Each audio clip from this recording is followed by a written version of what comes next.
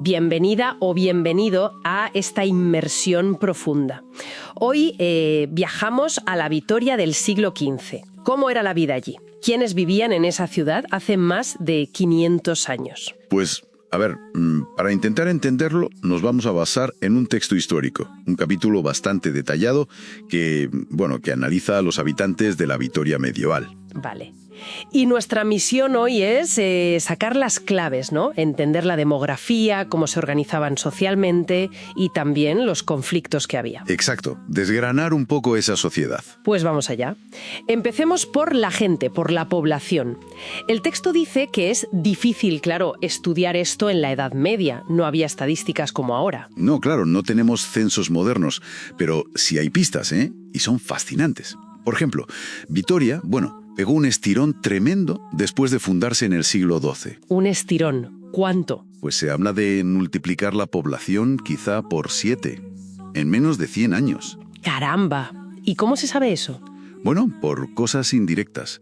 Se ven que tuvieron que ampliar las murallas 2 veces, en 1202 y 1256.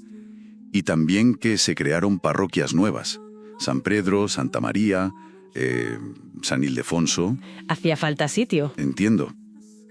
¿Y esa gente nueva venía de...? Mayormente de las aldeas de alrededor, del campo cercano. Fue una inmigración muy local al principio. Pero ese ritmo tan fuerte no duró siempre, ¿verdad? La segunda mitad del XIV fue más complicada. Sí, ahí la cosa cambió. Hubo, dificultades. Hambrunas, como la de 1343, que sí aparece en las crónicas. Curiosamente, la peste negra... Sí. Pues parece que afectó, pero quizá no tanto como en otros sitios, o al menos no está tan documentada aquí. Pero sí hubo un frenazo, un cambio de tendencia, claro. Y ya en el siglo XV la situación era de bajón. Más bien de estancamiento, o incluso un ligero descenso. Pero ojo, Sí. Que a veces los documentos de la época exageraban un poco lo de la despoblación. ¿Ah, sí? ¿Para qué?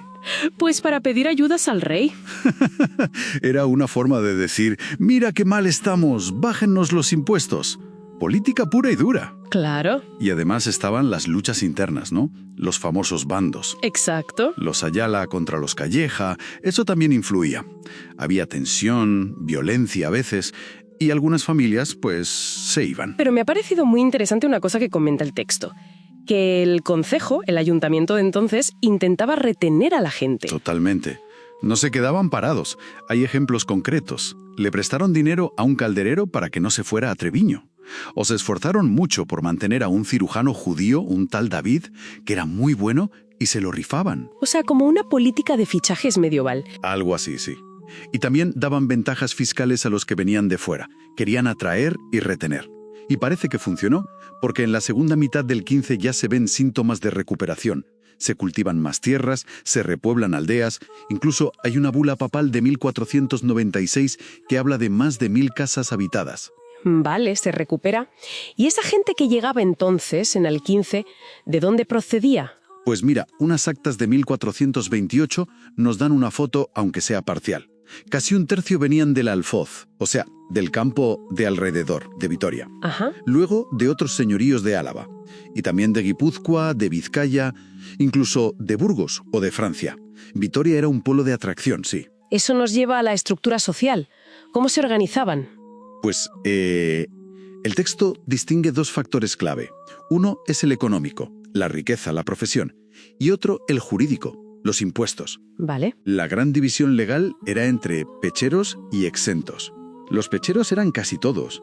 Pagaban el pedido, el impuesto principal al rey.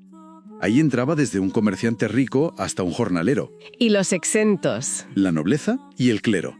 Estaban libres de ese impuesto real. Aunque, ojo, si pagaban algunas tasas municipales, no se libraban de todo. ¿Y la nobleza que vivía en Vitoria? Esas familias como los Iruña, los Guevara, ¿solo vivían de rentas? ¿Qué va? Muchos estaban metidos en negocios, en comercio. Eran activos económicamente. Y sobre todo, controlaban la política. Ah, claro. Los cargos importantes del concejo se los repartían ellos, entre los bandos Ayala y Calleja.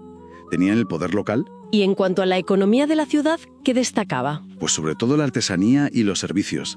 Mucho oficio del metal. Herreros, cuchilleros. También el cuero. Zapateros, curtidores, la construcción, claro. El textil. Textil, sí. Pero, curiosamente, Vitoria no llegó a desarrollar una gran industria de paños propia, como otras ciudades. Más bien importaba los paños buenos. Hubo un intento, en 1497 de montar 60 telares, pero parece que la cosa no cuajó. Qué curioso.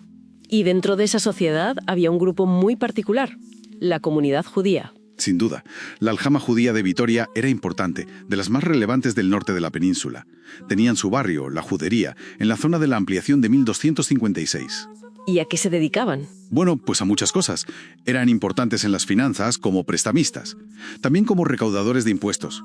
Hay nombres documentados como Jacob Gaón o Isaac de Mijancas. Algunos incluso arrendaban rentas reales como Samuel Alguadix. O sea, roles económicos clave. Sí, y también profesionales muy valorados, como el médico David, que el consejo no quería que se fuera.